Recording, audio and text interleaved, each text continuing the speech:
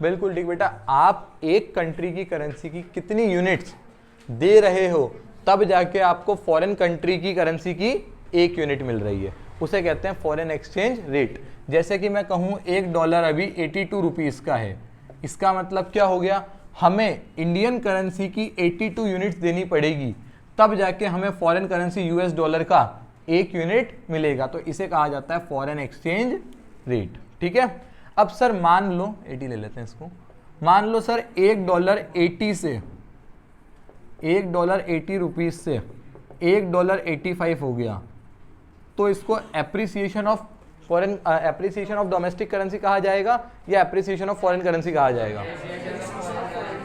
अच्छा, इसको क्या कहा जाएगा? Depreciation of domestic currency. शाबाश सर, बात समझना पूरी ध्यान से। सर पहले $1 परचेज करने के लिए या पहले $1 लेने के लिए मुझे 80 यूनिट्स 80 रुपीज़ देने पड़ते थे, अब $1 लेने के लिए मुझे 85 रुपीज़ देने पड़ रहे हैं। तो सर जो चीज़ पहले मुझे 80 में मिल रही थी, अब उस चीज़ को लेने के लिए मुझे 85 रुपीज़ देने पड़ रहे हैं, तो ज़्यादा देना पड़ रहा है ना। तो सर आपकी करेंसी की वैल्यू तो क्या हुई? कम, और सामने वाले की करेंसी की वैल्यू क्या हो गई? ज़्यादा। पहले $1 80 का था, पहले $1 की वैल्यू थी 80, अब $1 की वैल्यू है 85, तो सामने वाले की चीज़ महंगी हुई है, आपकी सस्ती हुई है। तो डेप्रिसिएशन हुआ है डोमेस्टिक करेंसी का और एप्रिसिएशन हुआ है फॉरेन करेंसी का। सही तो है बेटा। तो चलो इधर देखो, $1 अगर सर 80 रुपीज़ का है और अगर $1 75 रुपीज़ का हो जाए, तो सर पहले $1 80 रुपीज़ की वैल्यू रखता था, अब उस डॉलर का वैल्यू 75 रह गया, तो सर डॉलर का वैल्यू कम हुआ, हमारा वैल्यू बढ़ गया, तो इसको कहा जाएगा एप्रिसिएशन ऑफ डोमेस्टिक करेंसी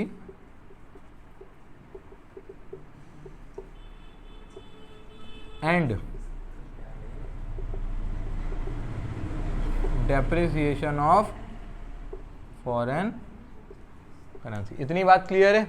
अब बेटा एक डिफरेंस इसका आ सकता है, तो डिफरेंस बहुत इजी है। सबसे पहले तो ये एक एग्जाम्पल बन गया तुम्हारा, ये एक डिफरेंस हो गया, एंड में लिख देना है एग्जाम्पल। ठीक है sir, depreciation of domestic currency, sir rate क्या हुआ? 80 से 85 हुआ, 80 से 85 हुआ, तो रेट तो क्या हुआ? ज़्यादा, तो rise in foreign exchange rate. और सर यहाँ क्या हुआ? 80 से 75 हुआ, तो fall in foreign exchange rate. ठीक है सर। सेकंड डिफरेंस क्या?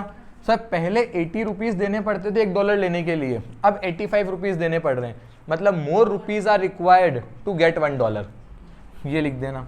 सर यहाँ पहले 80 देने पड़ते थे, अब 75 देने पड़ते हैं, तो less rupees are required to get $1। ठीक है, दो डिफरेंस क्लियर है। तीसरा डिफरेंस एग्जाम्पल का, और चौथा डिफरेंस आप लिख देना बेटा कॉजेस का। सर क्या कारण है? सर 80 से 85 हुआ, डिमांड ज़्यादा होगी तभी रेट बढ़ा, तो सर डिमांड ऑफ फॉरेक्स क्या होगा? ज़्यादा, या सप्लाई क्या होगी? कम। सर किसी भी चीज़ का रेट जो बढ़ता है या किसी भी चीज़ का प्राइस बढ़ता है, रेट बढ़ता है, तो क्यों बढ़ता है? क्योंकि सर मार्केट में डिमांड ज़्यादा होगी उस चीज़ की और सप्लाई कम होगी, तो डिमांड ज़्यादा तो रेट बढ़ा, या सप्लाई कम तो रेट बढ़ा। ठीक है, और वही इसका उल्टा, सर रेट कम हो गया तो सप्लाई ज़्यादा होगी, सप्लाई ऑफ फॉरेक्स क्या होगा? ज़्यादा, या फिर डिमांड ऑफ फॉरेक्स क्या होगा? कम, इसीलिए उसका क्या हुआ? रेट गिर गया। क्लियर है इतनी बात? चलो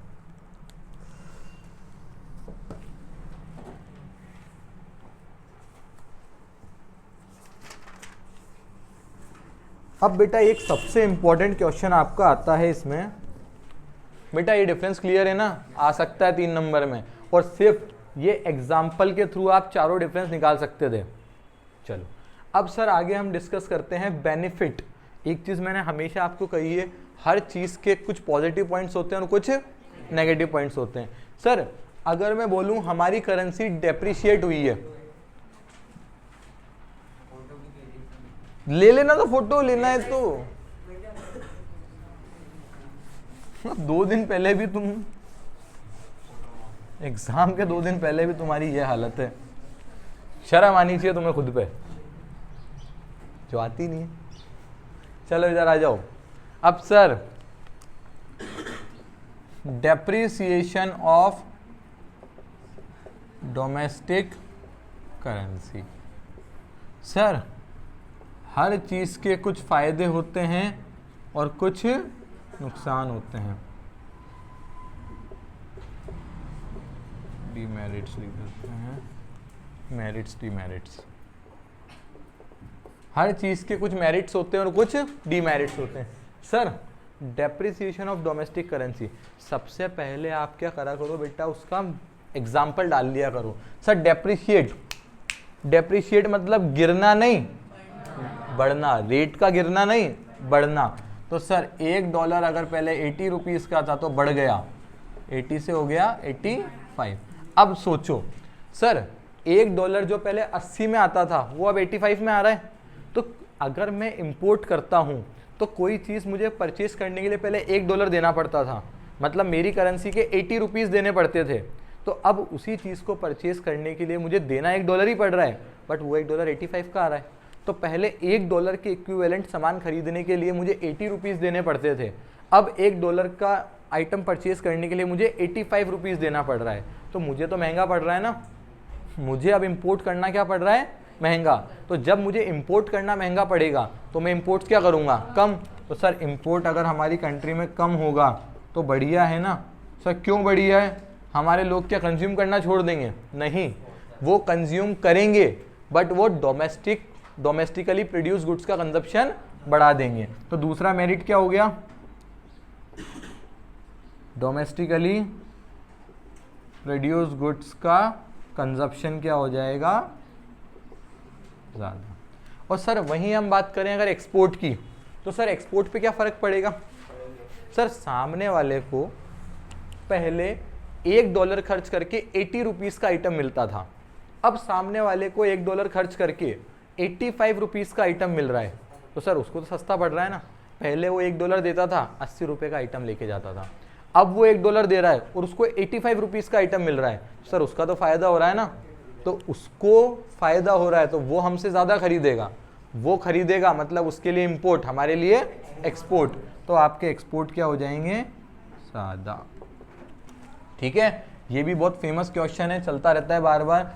डोमेस्टिक करेंसी का डेप्रिसिएशन या एप्रिसिएशन या फॉरेन करेंसी का डेप्रिसिएशन एप्रिसिएशन कह के वो आपसे पूछ लेता है इंपोर्ट और एक्सपोर्ट पे क्या फ़र्क पड़ेगा, ये बताओ। क्लियर है इतनी बात। अब सर इसके डीमेरिट्स क्या, नुकसान क्या हुआ। सर जैसे हमारे जैसी कंट्री हो गई इंडिया जैसी, जिसके आसपास इतने सारे हमारे दोस्त हैं, प्यारे प्यारे मुल्क हमारे आसपास हैं, उनसे हमें अपनी दोस्ती बनाए रखने के लिए आर्म्स एंड एम्यूनिशन खरीदना पड़ता है, अपने डिफेंस पे ज़्यादा खर्च करना पड़ता है। और सर डिफेंस हम ज़्यादातर इंपोर्ट करते हैं, तो वो ऐसा इंपोर्ट है जिसको हम अवॉइड नहीं कर सकते, वो कंपलसरी इंपोर्ट्स है हमारे लिए। तो सर जो कंपलसरी इंपोर्ट है, जिस इंपोर्ट को आप कम नहीं कर सकते, जिस कंपलसरी इंपोर्ट को आप कम नहीं कर सकते उसे तो करना ही पड़ेगा। अब उस कंपलसरी इंपोर्ट के लिए पहले आपको कम देना पड़ता था, अब उसी के लिए आपको ज़्यादा पे करना पड़ेगा। तो कंपलसरी इंपोर्ट्स की वजह से आपका जो पेमेंट्स होगा वो हो जाएगा ज़्यादा। कंपलसरी इंपोर्ट्स की वजह से जो फॉरेन करेंसी का आउटफ्लो है वो आपका क्या हो जाएगा, ज़्यादा। क्लियर है इतनी बात। सबसे इंपॉर्टेंट चीज़ है बेटा इंपोर्ट और एक्सपोर्ट। अब इधर देख लो, इधर देख लो। सर एक चीज़ समझ आ गई ना, सारा इससे निकल जाएगा। Sir depreciation of domestic currency को ही तो आप एप्रिसिएशन ऑफ फॉरेन करेंसी कहते हो, ठीक है। सर हमारी करेंसी डेप्रिशिएट हुई है, हमारी करेंसी डेप्रिशिएट हुई है, बस एक बार दिमाग लगा लेना, हमारी करेंसी डेप्रिशिएट हुई है तो रेट गिरना नहीं, रेट बढ़ना, रेट बढ़ना। सर हम पहले खरीदते थे $1 में 80 रुपीज़ का आइटम, अब $1 के आइटम के लिए 85 देना पड़ रहा है, तो हमें ज़्यादा देना पड़ रहा है, हमें ज़्यादा देना पड़ रहा है तो हम इंपोर्ट क्या करेंगे, कम। तो बस एक पॉइंट पकड़ा आपने तमीज़ से, बस सारा काम हो गया। एक्सपोर्ट इसका उल्टा, इसका रिवर्स कर दो sir, depreciation of domestic currency की जगह एप्रिसिएशन ऑफ डोमेस्टिक करेंसी, इधर डेप्रिसिएशन ऑफ फॉरेन करेंसी, इसका उल्टा कर दो, इंपोर्ट ज़्यादा एक्सपोर्ट कम, क्रक्स, और काम का है बहुत ज़्यादा, इसको नोट कर लो, नोट कर लो इसको।